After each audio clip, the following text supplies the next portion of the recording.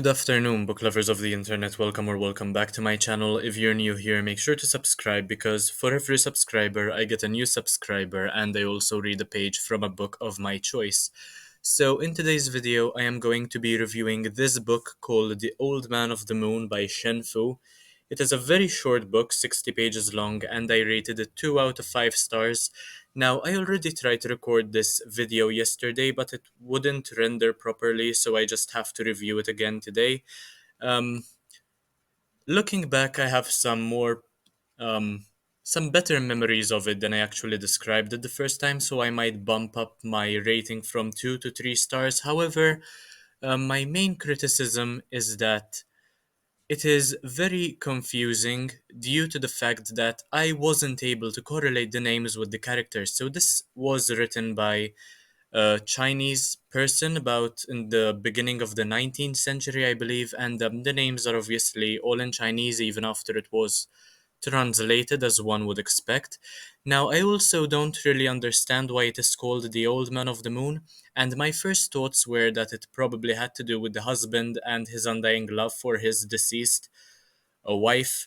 Um, the moon maybe having a lot to do with looking towards the heavens, I suppose, him remembering the fond memories of his wife, the old man, because he recounts them at an older age. But I did some research online, and it turns out that in Chinese folklore, Yue Lao is the god of love and marriage.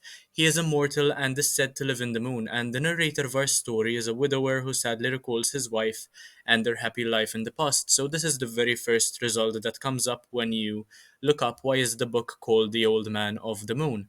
And it's quite interesting now that I have more context. There are some happy memories shared with the reader, however, I didn't get the impression that it was all sunshine and rainbows either. There are, of course, several problems, including the wife, so this isn't exactly a spoiler since it is a non fiction book, right? But it wasn't all sunshine and rainbows because, for instance, the wife grew ill and remained that way for several years until she eventually passed away. This was very heartbreaking, though I believe it would have been more emotionally taxing had I read it in the original language it was written in. And I am, of course, always saddened by the fact that I don't know every single language and that I can't really engage with literature in the way it was intended, and I have to rely on translation sometimes. It's something that infuriates me, and something that I know I'll never have enough time to do to learn every single language out there, but that would be fantastic. Um, this was very heartbreaking, and I am also pretty certain that this is a highly romanticized work of non fiction. So, not something I am particularly used to, but it is what made it interesting. If you'd like to follow along with the review, by the way, I will leave the link to my Goodreads review down in the description below if you'd like to check that out as well. As I mentioned, this is set in the early 19th century and is very fast paced as well. The years go by very quickly in this short read, and it is hard to keep up sometimes with all that is going on and with so little context that is given.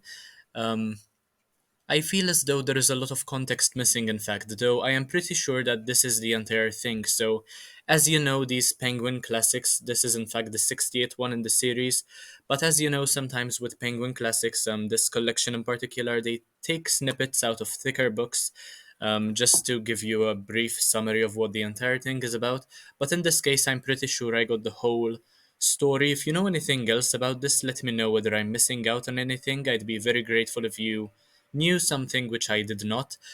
I am, of course, also fascinated by China and its history and took a unit at university where I learned a lot about China's past, and it also helped me with how to read the names properly, though.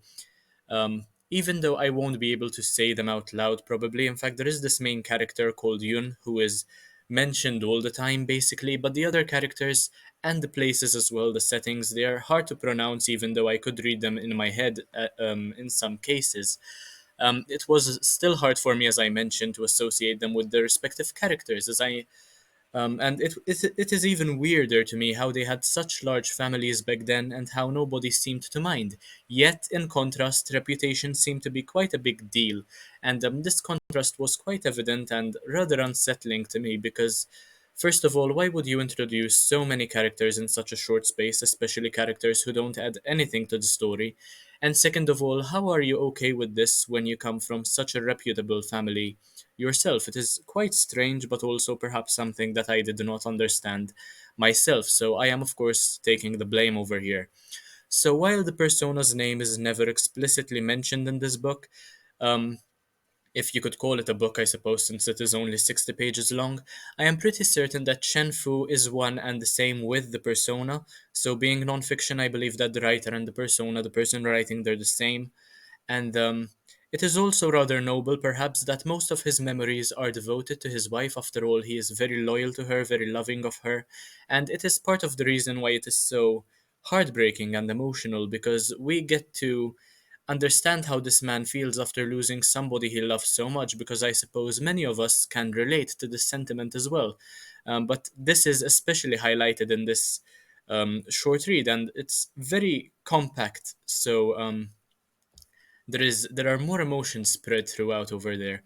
Um, it was in one short sentence, I suppose, beautiful but confusing, and I love how seriously the concept of reincarnation is taken here as well. And it is very telling that they might find each other in so many different lives, even though the wife, of course, passes away. Um, she might still come back, and they might still meet again and live so many more years together despite death. So death will never do them part either. And this is a concept which I love as well. There is something that Shen Fu brings up about love over here and marriage, where he says that you can't have a perfect marriage if you don't have a certain amount of arguments, and it can't all be perfect all the time because that wouldn't be true love.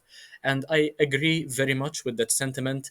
And I also think it is very cool of him to bring it up because many people seem to ignore this notion that you can't have a proper relationship without arguments. And you totally can. In fact, arguments sometimes make a relationship better because you express yourself for the person you truly are, and people will understand you better as well.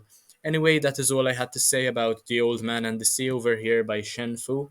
Um, Feel free to give me any recommendations if you have any Chinese authors you think I should read. And as usual, make sure to support my channel in any way you can. Subscribe, leave a like, comment, share. Anything that comes to mind that will obviously help my channel. And I'll see you in the next one, hopefully very, very soon. Bye, guys.